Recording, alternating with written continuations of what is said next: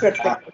Bueno, la intención de la conferencia es presentarles cómo han evolucionado nuestras cifras de casos atendidos de seguros médicos y reportados hasta el 27 de abril.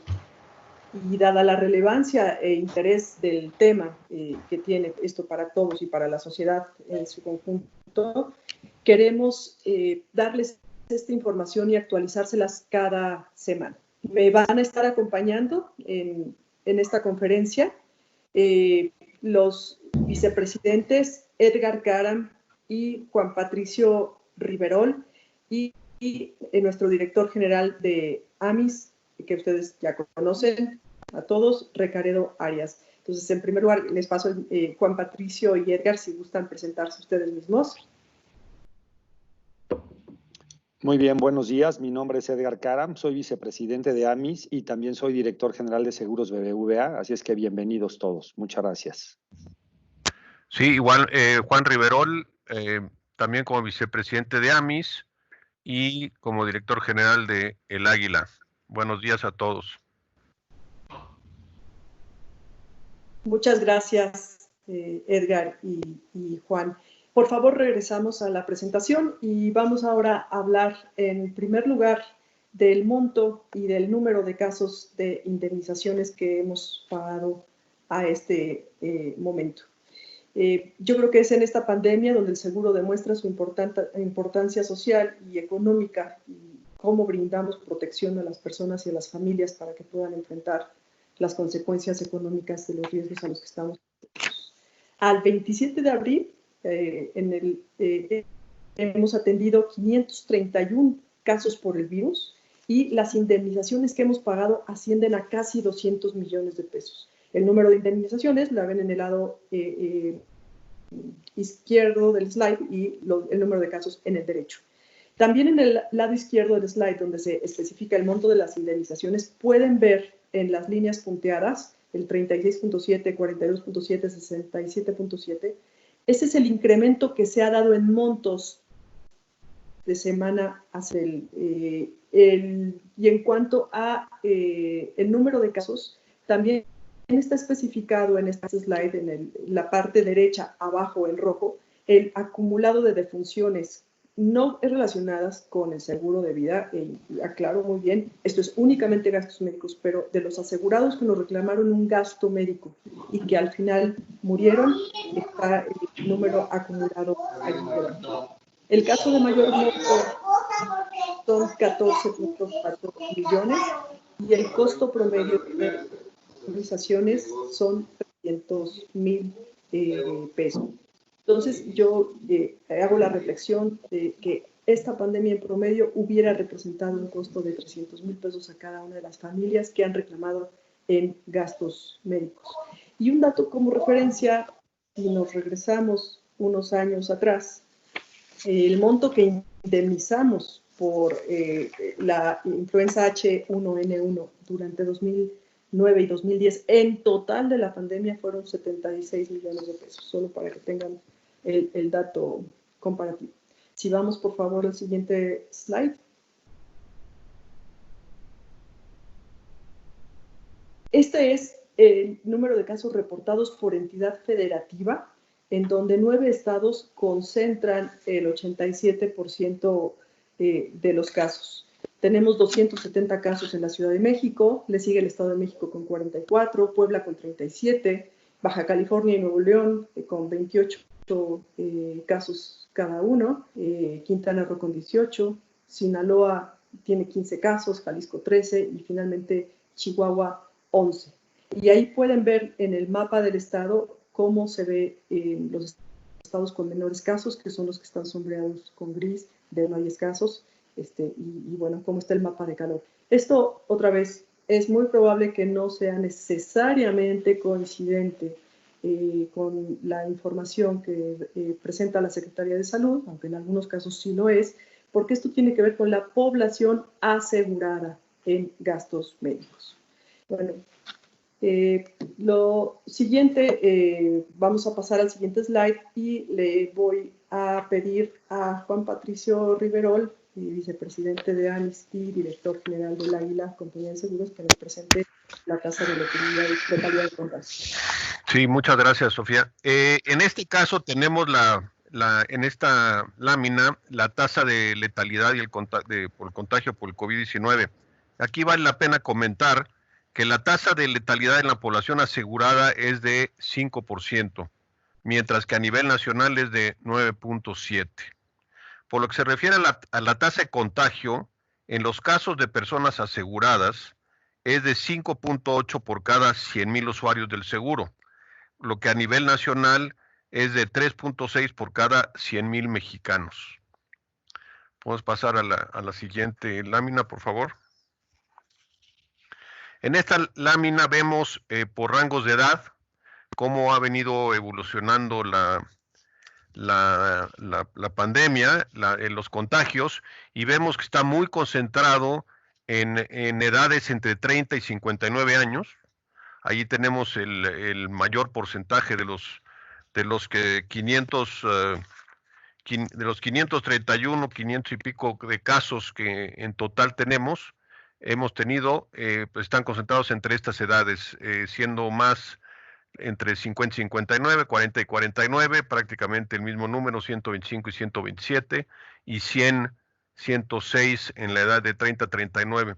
Entonces creo que aquí una conclusión importante, o hasta ahorita estos datos lo que nos indican es que no hay que confiarnos de que las personas con mayor riesgo y que más se contagian son los mayores de 60 años.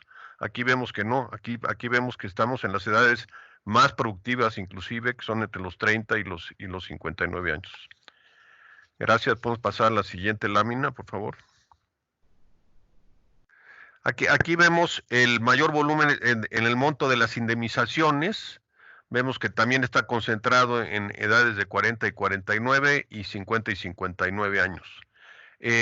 Aquí sí vemos claramente cómo cuando un infectado tiene más de 60 años, los costos de las indemnizaciones son mucho mayores, puesto que los cuidados son de más tiempo y más concentrados en las unidades de cuidados intensivos. Podemos pasar a la siguiente lámina, por favor. Y aquí vemos el desglose entre géneros, y vemos que sí está mucho más cargado los contagios y los tratamientos en hombres, en donde tenemos pues 373 de 531. Estamos hablando que casi el 70% son hombres. Y en el dato, digamos, eso traducido en el monto de indemnizaciones, pues esa se comporta de una manera similar. Podemos pasar a la siguiente, por favor. Y aquí vemos esta tabla también es muy interesante, puesto que muestra el tipo de atención y por lo tanto las indemnizaciones que se hacen a los asegurados y a las unidades hospitalarias, como el internamiento tiene un peso muy importante. Por la parte de cuidados intensivos tenemos a 128, que estamos hablando casi el 24%, 25% de las personas, de los tratamientos terminan o hasta ahorita se han concentrado en cuidados intensivos, pero 320,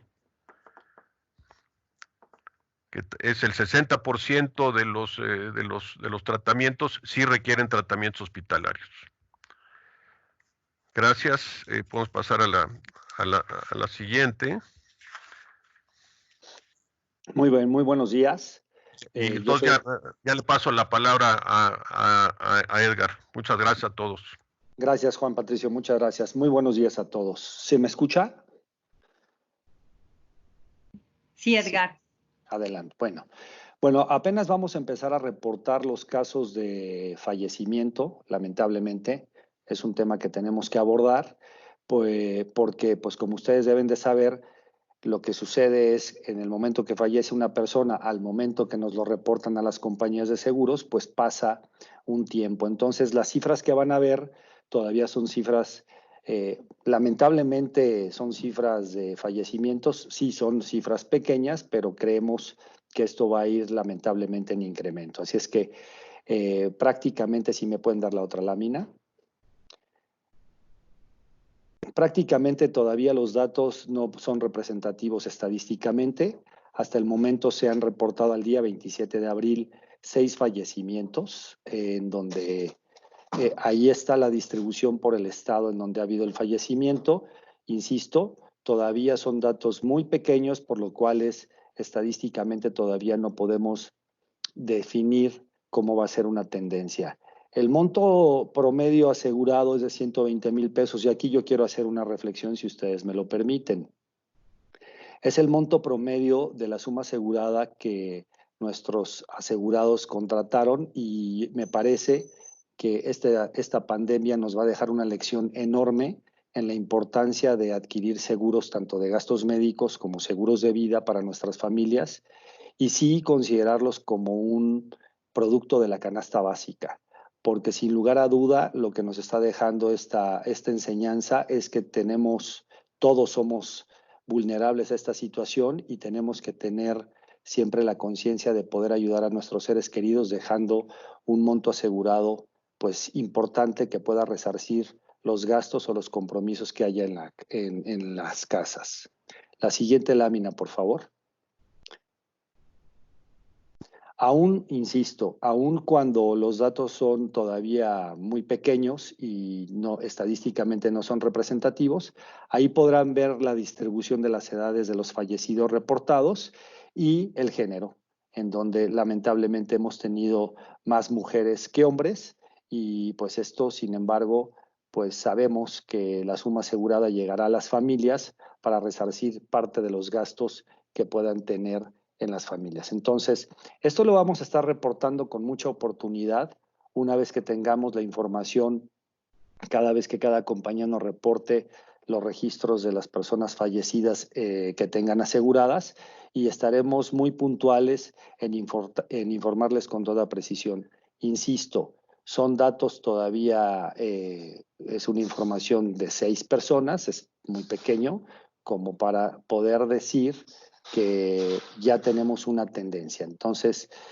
más adelante estaremos informando sobre los datos de los fallecidos. Ahora sí, prácticamente esta es la última lámina que tenemos de la conferencia de prensa, así es que le cedo la palabra a María Luisa para la siguiente parte de la sesión. Muchas gracias, Edgar. ¿Alguno de los asistentes tiene alguna pregunta? Les agradeceré indicar su medio y su nombre.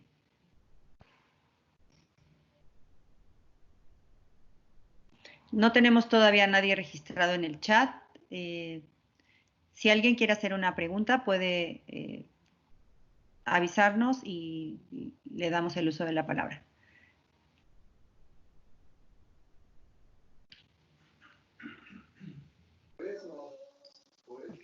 Sí. Tenemos una pregunta. Belén Saldívar, del Economista. Hola, ¿me escuchan? Sí, Belén, adelante. Muchas gracias, buenos días a todos. Pues primero quería hacer una precisión de las 25 defunciones que dijeron al inicio. 6 de estas se cubrieron en el seguro de vida, esa es una duda que me quedó. Y luego también sobre las defunciones estaba viendo de un menor de edad, o eso nada más fue en tratamientos que tuvieron que pagar de casos.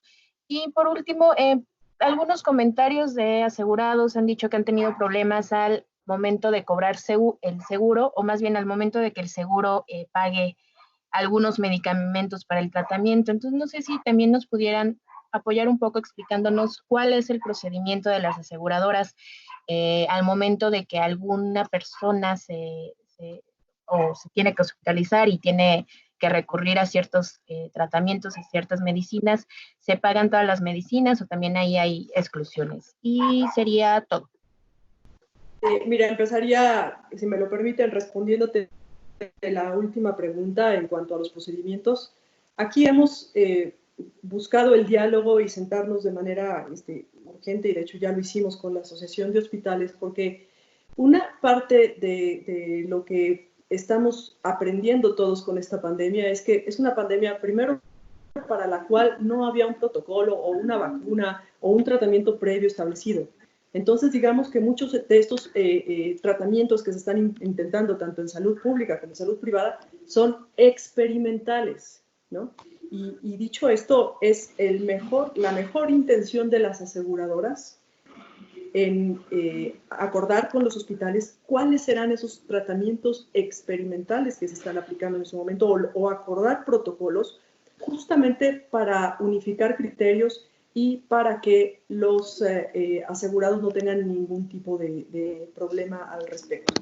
Hemos avanzado en funciones, pero lo que estamos haciendo actualmente, cada aseguradora viendo caso por caso y negociando con los hospitales, pero sería ideal que la Asociación de Hospitales viniera con un protocolo de los tratamientos que se van a aplicar a nivel general y preferentemente acordado u homologado Secretaría de Salud. Eso por un lado. Segundo, lo que comenté en el slide de gastos médicos es justamente que los casos no están asociados con los casos de vida. O sea, los casos que estamos reportando en gastos médicos, lo que reportamos es que de los que nos reclamaron en gastos médicos, esas 25 personas fallecieron, pero no necesariamente el caso tiene una intersección con los casos que presentó Edgar Karam de la parte de vida.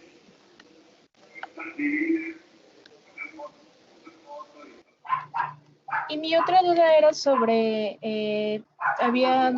sobre los casos de niños. ¿Cuántos niños han atendido por coronavirus y cómo han salido estos casos?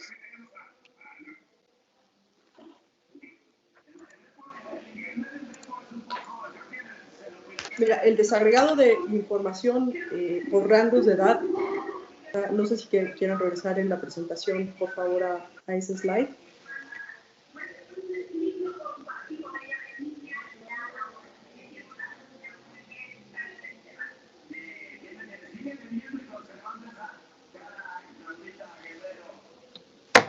Juan Patricio, ¿quisieras comentar allí lo de los rangos de edad?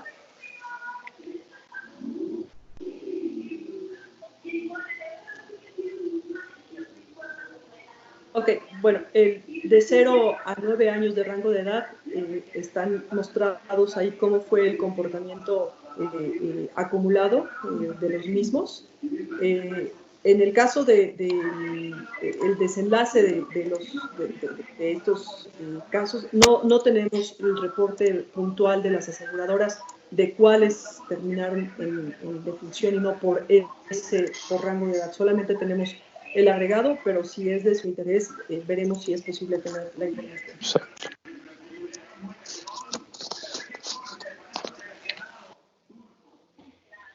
Karen Guzmán de Milenio. Hola, ¿me escuchan? Sí, adelante. Buenos días a todos. Tenía 3 preguntas. La primera era acerca de cómo sus asegurados podrían tener la garantía de que habrá hospitales disponibles para cuando ellos tengan la necesidad o la urgencia de ir a atenderse por coronavirus. Esto ante la saturación actual que hay, entonces también cómo y dónde les informan a sus asegurados dónde atenderse, cómo son las vías para comunicarse con ellos y con las aseguradoras también. También quería preguntarles de estas cifras que dan acerca de que los mayores contagios están entre 30 y 59 años. Quería saber del total de los asegurados de los 9 millones, entre qué rangos de edad están más concentrados, pues. Gracias. Todas las aseguradoras, si quieren la primera pregunta, todas las aseguradoras cuentan con la publicación de los hospitales con las que se tiene convenio administrativo para la atención. Creo que están publicados por diferentes medios y de manera exhaustiva. Igual que en la pregunta anterior, buscamos justamente en algunos casos el tener de los hospitales información acerca de la capacidad actual. Me parece que el gran reto que vamos a tener como sociedad es el tema de saturación. Y ahí la sugerencia, de igual forma, para los hospitales es más allá del servicio que damos como aseguradora de tratar de ayudar al asegurado en encontrar y ponerle toda la bandeja de opciones que puede encontrar, es si existiese información publicada por parte de los hospitales de manera unificada para ir dando e ir traqueando cómo está su capacidad, eso sería ideal y es un requerimiento que también le haremos a la Asociación de Hospitales. Sofía, ¿me permitirías complementar un poco? Por supuesto, por favor. Sí, Karen, en complemento a lo que bien apunta Sofía, precisamente en la junta que tuvimos con la Asociación de Hospitales Privados y desde luego también los contactos permanentes que tenemos con ellos, les solicitamos para que tengamos una clara idea de la capacidad, que nos mantengan permanentemente informados de cuáles hospitales no van a recibir pacientes de COVID-19, cuáles hospitales van a tener una atención dual con COVID-19 y de procedimientos normales, que como sabemos también están recibiendo los del convenio con el gobierno, y cuáles hospitales no están atendiendo enfermos de COVID-19. Y con base en eso, ellos se comprometieron a mantenernos permanentemente informados, a la vez de informarnos de todo lo que es sus capacidades para que se pueda hacer un triaje adecuado, como se dice, que es la canalización.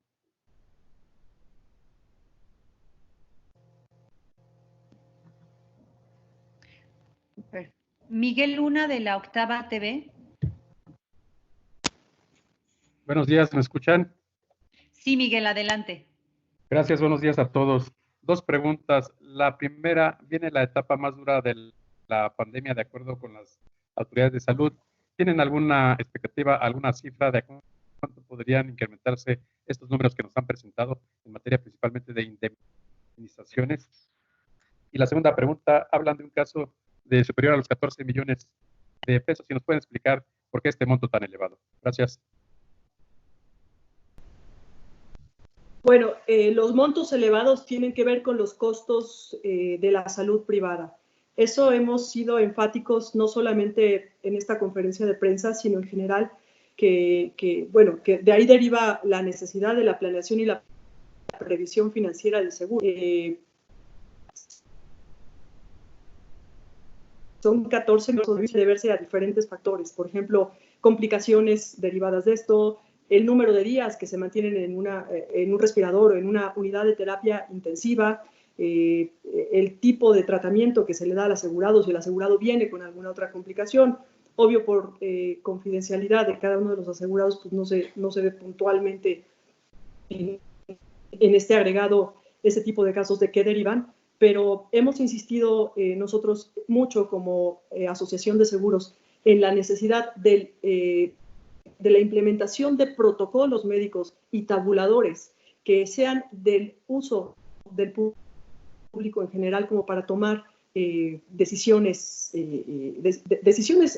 con conocimiento acerca de la atención de la salud privada, y para que en el caso de que ya sea que tengan seguro y que quieran cuidar sus sumas aseguradas, o que no tengan seguro y tengan la necesidad de ingresar a un hospital privado, pues que puedan tomar una decisión con conocimiento, ¿no? Pero creo que el gran mensaje es que el costo de la salud privada es alto y que por ello el seguro de gastos médicos es un mecanismo de transferencia de este riesgo a la desestabilidad familiar a través de la compra de nuestras pólizas, ¿no? Verónica Aburto, de Grupo Tribuna. ¿Qué tal? Muy buenos días.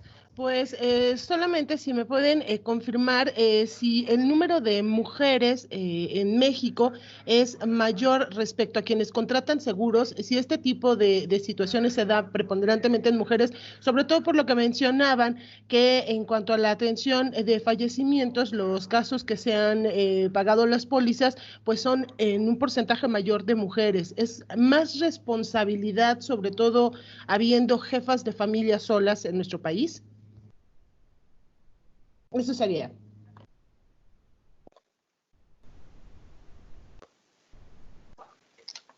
¿Quieres tú responder, Ricardo? Sí, con gusto, Sofía. En realidad, la población asegurada entre sexos, hombres y mujeres, realmente corresponde mucho a cómo es en la población en general. En efecto, como bien comentas, Verónica, sí hay una mayor conciencia de aseguramiento de las mujeres, siempre tienen una mayor cultura de la prevención, y en el caso de las jefas de familia, cuando tienen las capacidades económicas o también en algunos complementos a programas sociales, por fortuna cuentan con seguros. Pero en contrapartida, pues también si vemos que en la fuerza laboral hay una mayoría de sexo masculino, en el caso de los seguros de grupo otorgados por el patrón, pues esto también nos lleva a que haya un número mayor de hombres asegurados. Todo esto combinado, más todos los seguros que están ligados a créditos, como son las tarjetas de crédito, las hipotecas y el financiamiento automotriz, nos llevan a que estamos muy cerca de la mezcla que hay entre hombres y mujeres a nivel de la población en general.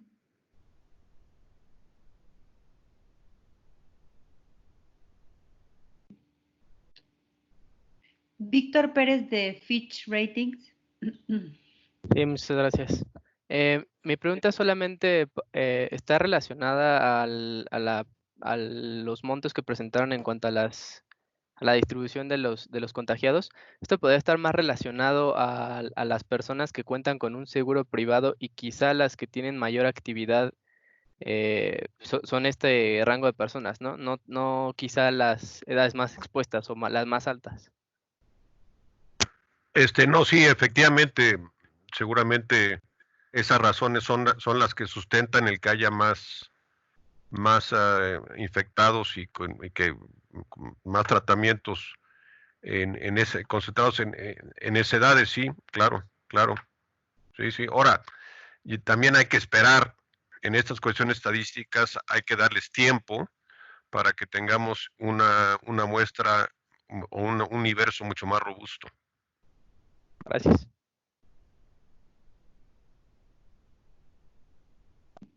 Citlali Sáenz de MBS Radio. ¿Qué tal? Buenos días. A mí me gustaría saber sobre el monto de indemnización que ustedes señalaban, y bueno, comparado con la influenza, sí es una cifra importante. ¿Desde cuándo lo empezaron a medir para llegar hasta el 27? Quisiera nada más saber esa precisión, y si han hecho algunos cálculos a futuro de cuánto va a ser más o menos el monto que terminen pagando. Tal vez es muy pronto saberlo, pero bueno, si tienen cifras con las empresas que pues lo han hecho en otros países y cuánto están pagando a nivel internacional. Y finalmente, si la industria está preparada para pues atender todo esto, todas estas indemnizaciones que se puedan tener. Gracias. Bueno, en cuanto a preparación, pues como industria, en términos de solvencia, contamos con 3.1 veces los requerimientos legales para atenderlo. Entonces, tenemos la plena confianza de que no solamente no hay ningún problema para atenderlo, hay toda la voluntad, y la ha habido, como lo hicimos ya en días pasados en conjunto con nuestros reguladores, que por cierto han tenido una extraordinaria apertura en la reacción de la pandemia. Si recuerdan, había algunas compañías que no tenían la cobertura de pandemia. Hoy podemos decir que más del 99% del mercado en participación de primas están cubriendo por pandemia. ¿Desde cuándo se empezó a medir la información? Estas son mediciones de abril, son las 4 semanas de abril. En marzo realmente no había representatividad para hablar de los casos. Y otra vez hay que tener en cuenta que el reporte de la aseguradora tiene cierto delay, ¿sí? Algunas compañías han identificado, por ejemplo, en la información que se da pública en los medios, algunos nombres de personas fallecidas que no han llegado las reclamaciones a la compañía, ¿no? Por cualquier causa. Esto tiene un proceso en el cual los deudos ingresan las reclamaciones y después se hacen los pagos de siniestros. En gastos médicos ocurre un poco lo mismo cuando no se trata de pago directo al hospital. Si el asegurado llega a entrar y no informa a la aseguradora, hay un proceso, digamos, de que entre la solicitud de indemnización y que entre el proceso de ajuste. Entonces hay cierto delay en cómo se están viendo las cifras en general de la población y lo que estamos recibiendo como aseguradoras. Y eso está interesante porque nosotros digamos que estamos al principio de nuestra curva de reclamaciones y esperamos que haya, pues sí, un incremento en los próximos días, ¿no? Y por eso el interés de estarles informando a ustedes cada semana, ¿no? Y en cuanto a los estimados, realmente estamos siendo muy conservadores en dar un estimado de industria. Nos parece que no hay un precedente sobre esta situación en el pasado y hay varios factores que hay que analizar al respecto, no únicamente la frecuencia y la severidad estadística que estamos viendo, sino también la disponibilidad de atención y o el tipo de tratamientos que se implementen, ¿no? Hay tratamientos que si llegasen a darse podrían tener costos muy específicos asociados y los mismos otra vez. No, como todo esto está en etapa experimental y se está probando vacunas y se están probando una serie o se están en proceso de estudio de vacunas, perdón, y una serie de cuestiones, entonces todavía no hay una certeza clara como para hacer proyecciones hacia futuro. Gracias. Laura Islas, de la revista Siniestro.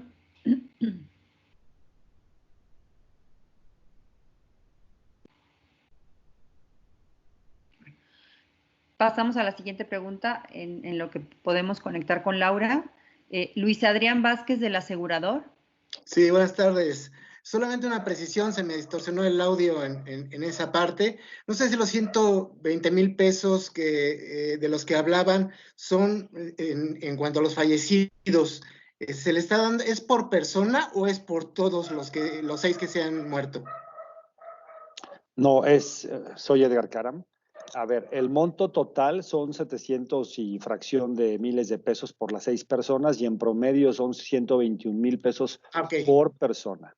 121,000 pesos por persona. Muy bien, le en agradezco. Promedio, al contrario. Voy a leer la pregunta de Laura Islas, de la revista Siniestro. ¿Cuál es el protocolo que seguirán, ojalá y no, los hospitales privados que se saturen por los pacientes que provienen del sector público y un asegurado necesite hospitalización? ¿El sistema privado está capacitado para soportar esta carga y respaldar al sector público?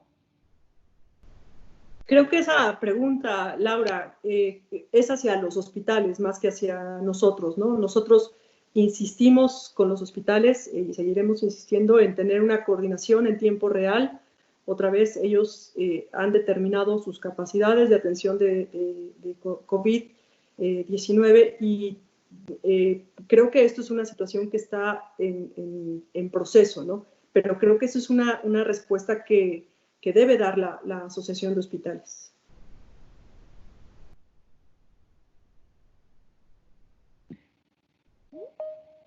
Perfecto.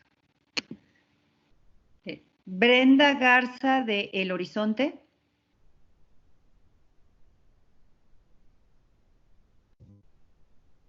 Bueno.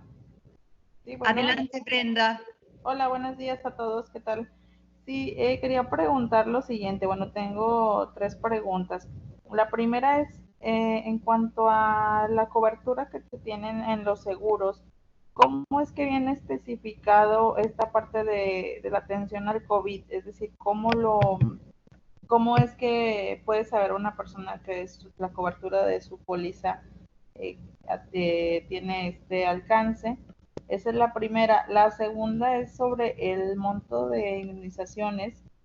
Preguntarles si esto sea de alguna manera será equiparable o hay alguna comparativa que sea con relación a otro tipo de enfermedades o de situaciones, alguna experiencia pasada que también represente montos similares. Es decir, como ejemplo, es decir, si yo quiero mencionar que lo que se está ahorita pagando por esto es equivalente a cuando ocurre alguna otra situación.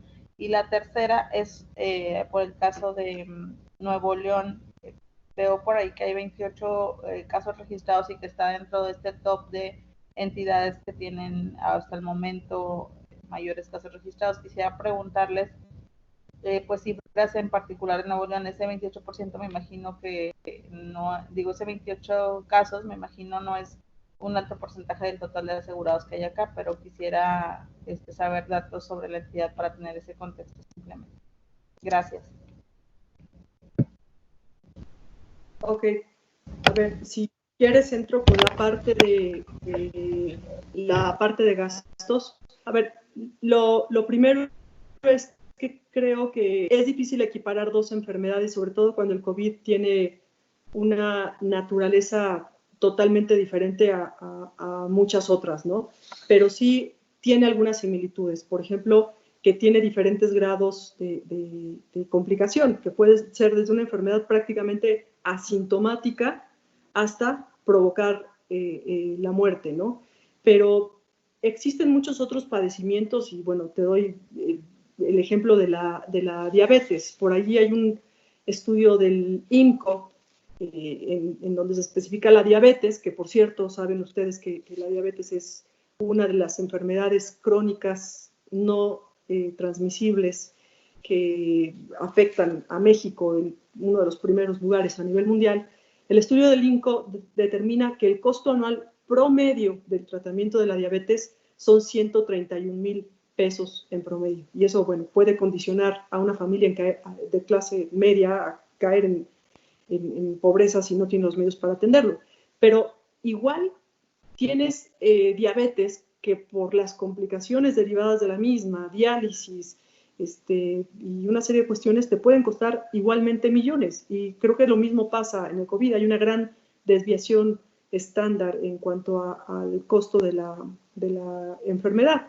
Lo que es un hecho que es resaltable, y otra vez regresando al tema de previsión financiera, es que se estima que cada año en México 560,000 familias sufren un quebranto económico al enfrentar costos de enfermedades graves. Esto también de acuerdo con el estudio del INCO al que les hago referencia. En cuanto a condiciones generales, bueno, no hay, hay productos de riesgos nombrados y que esos productos son, creo que los de menor participación en el mercado, pero la generalidad de productos, lo que establecía como exclusión era el tema de pandemias, epidemias, en algunos casos, en muy pocos casos, que ahora han sido, como lo comentaba al principio, cubiertos. Pero no hay en las condiciones generales explicitar que está cubierto el COVID, sino que se cubre dentro del contexto de padecimientos en general. No sé si alguien quiera complementar ahí, Edgar o Juan. Efectivamente, como lo comentas, en las condiciones generales está dentro de la generalidad de las enfermedades atendidas, no explicitando el tema porque además ni siquiera lo teníamos como conocido. Entonces, al no estar como una exclusión directamente, como ya bien comentas, pues evidentemente se cubre.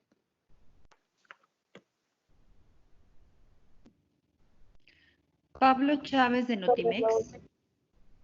Sí, nada más tenía la duda sobre los casos que me preguntaba de Nuevo León y su representatividad con el total de asegurados. ¿Lo tienen por ahí? ¿O me lo pueden compartir más adelante? ¿Quieres que la responda, Sofía? Sí, adelante. Sí, en este caso, Brenda, la estadística para tener el número de asegurados por entidad federativa es una información que se actualiza con menos frecuencia. Y también en el caso de los seguros de grupo, en algunas ocasiones no se nos desglosa la entidad federativa exactamente en donde están localizados todos los empleados. Entonces esto puede crear distorsiones en la información. Pero lo que sí te podemos comentar, Brenda, desde luego con toda certeza, es que Nuevo León es uno de los estados con mayores niveles de aseguramiento de todo el país. De acuerdo, muchas gracias. Pablo Chávez de Notimex.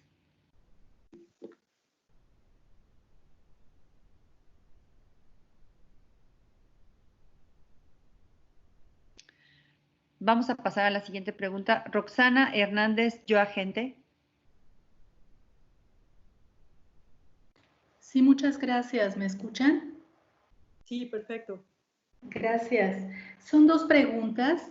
La primera de ellas es, saber si la AMIS cuenta con un plan de emergencias en el que se puntualice la forma o pasos a seguir para contingencias como esta. La segunda pregunta es acerca de cuáles podrían ser sus comentarios para darle certeza a los agentes de seguros y a sus clientes con respecto a toda la fortaleza que tienen las compañías de seguros. Gracias.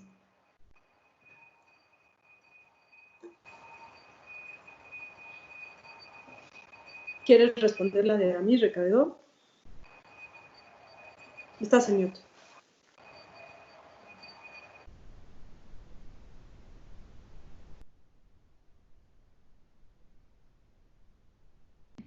Recaredo, no te escuchamos.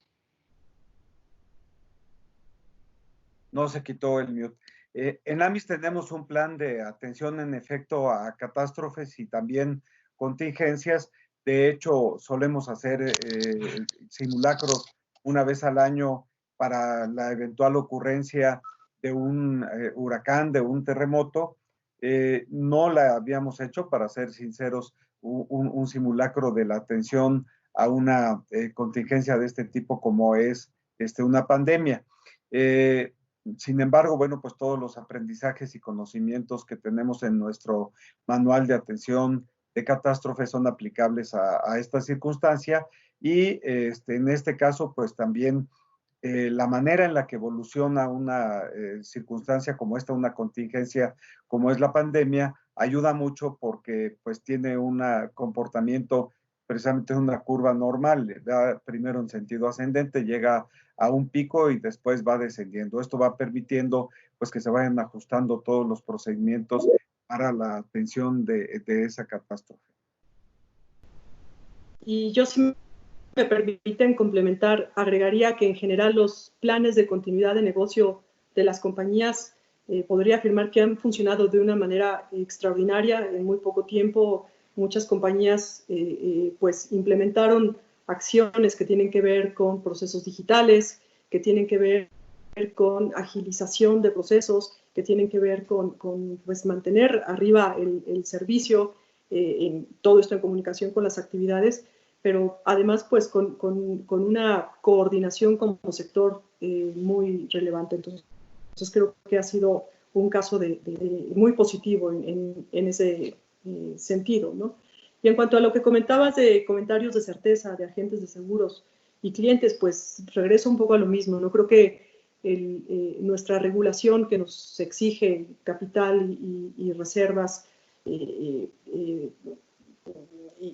que éstas tengan un exceso sobre los mínimos requeridos, en ese sentido, como lo decía anteriormente, pues tenemos 3.1 veces los requerimientos que nos pide el regulador, ¿no? Eso te deja que en una posición de fortaleza para afrontar esta pandemia, ¿no? Entonces, en ese sentido, no veo algún riesgo de ningún tipo para responder a nuestras obligaciones.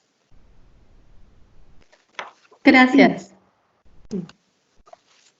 Pablo Chávez, de Notimex.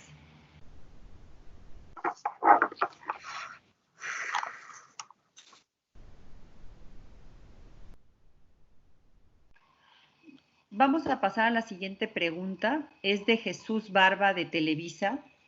La voy a leer. Dice, las pólizas de seguros en condiciones generales no contemplan tratamientos médicos experimentales.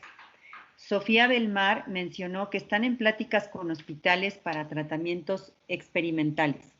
Los pacientes asegurados se presentan con una enfermedad que debe ser tratada con los medicamentos y tratamientos disponibles, independientemente que haya cura o no. La vacuna sería lo experimental, pero la enfermedad respiratoria debe ser cubierta y tratada. ¿Podría las aseguradoras rechazar el reembolso de los medicamentos utilizados en el tratamiento del COVID-19? Me refiero a no tratamientos experimentales. Gracias. Mira, como lo comentaba esto es una situación que para todos, para hospitales y demás, conlleva muchas aristas. Y lo que me parece que es urgente es el establecer los protocolos en acuerdo con la Asociación de Hospitales, ¿sí? Los protocolos para que incluso podamos analizar si dentro de lo experimental hay algo que establecido como protocolo y en acuerdo podamos tener una conversación y diálogo al respecto. Con respecto a la aseveración muy puntual, me parece que cada producto en alcance y cada caso en situación es diferente como para hacer una aseveración general al respecto.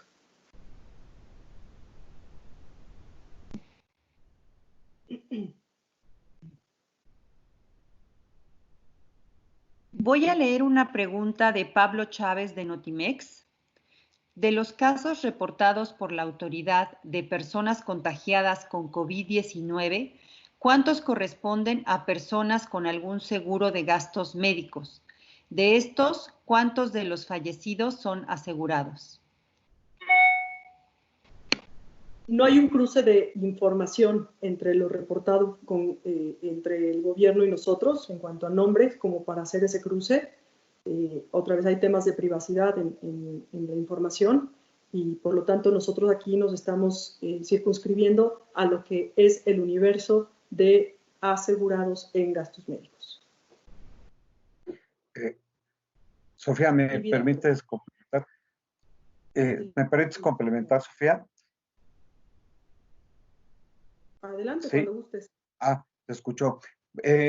Sí, Pablo, ahora lo que es un hecho es que, dado que en el caso del gobierno están llevando la contabilidad de todos los casos de contagiados y de también fallecidos, pues aquellos que están como contagiados, tratados por seguro de gastos médicos en las aseguradoras o personas fallecidas a quienes les pagamos su seguro de vida, pues a sus beneficiarios, pues están dentro del número total que está reportando la Secretaría de Salud. Está complementando Pablo su pregunta. ¿Y las primas pagadas a cuánto ascienden? ¿Ya se pagó la demanda de más de 8 millones de pesos? No entendí la pregunta.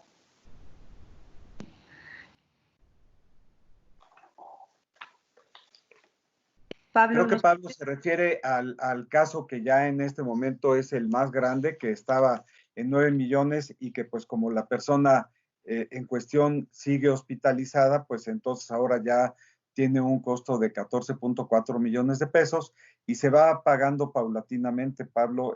Nosotros registramos lo que va costando y pues ya cada compañía va administrando el pago a médicos, hospitales o en su caso el reembolso a la persona asegurada. Y la parte de las primas pagadas, en efecto, no nos queda muy clara la pregunta. Esa fue la última pregunta. ¿A los voceros quisieran agregar algo para terminar? Adelante, Juan, Edgar. Pues Juan Riverol, pues yo quisiera agradecerles a todos ustedes, a todos los medios, el habernos acompañado el día de hoy.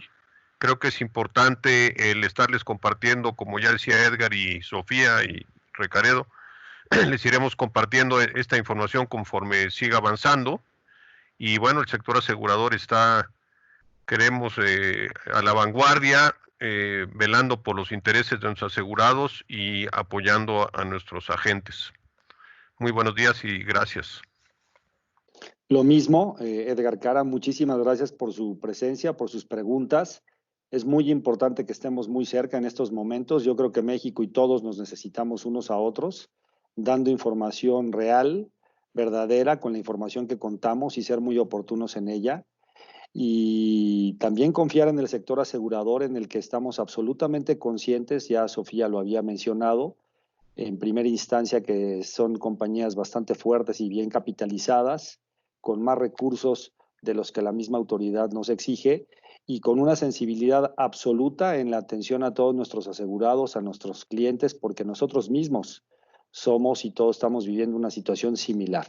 Entonces, quédense absolutamente seguros que seremos súper transparentes en la información que estemos publicando y estaremos muy, muy cerca de todos ustedes. Así es que muchísimas gracias y también que cuídense también ustedes y sus familias como nosotros lo estamos haciendo.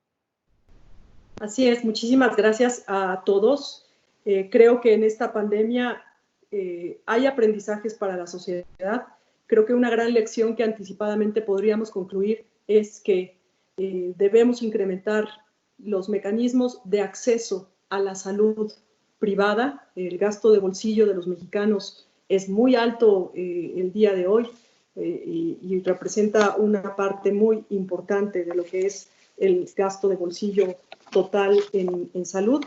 Y como lo hemos comentado en algún otro foro, a mí me parece que esta es una oportunidad, asumiendo cada quien su clara responsabilidad. Los hospitales tienen un rol muy específico en esto, todo el gremio médico un rol muy específico, las aseguradoras tenemos el rol de la transferencia del riesgo financiero de nuestros asegurados, pero creo que es una oportunidad que nos da lecciones de la reacción ante situaciones imprevistas, que es la naturaleza del seguro.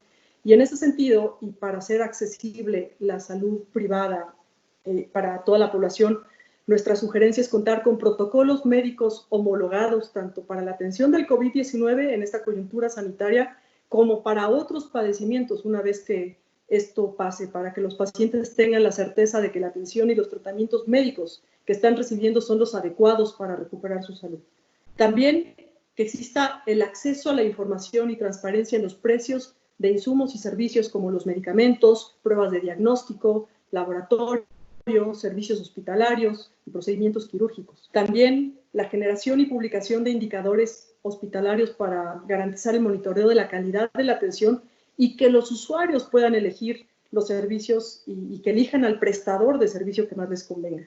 El control de la inflación médica también es necesario para un mayor acceso a la salud, ya que existe una alta demanda de los servicios privados de salud en medicamentos y equipos quirúrgicos y de diagnóstico, así como los ventiladores, y eso, pues, por ley de oferta y demanda, impacta el costo de estos insumos y los hace menos accesibles para una parte de la población, ¿no?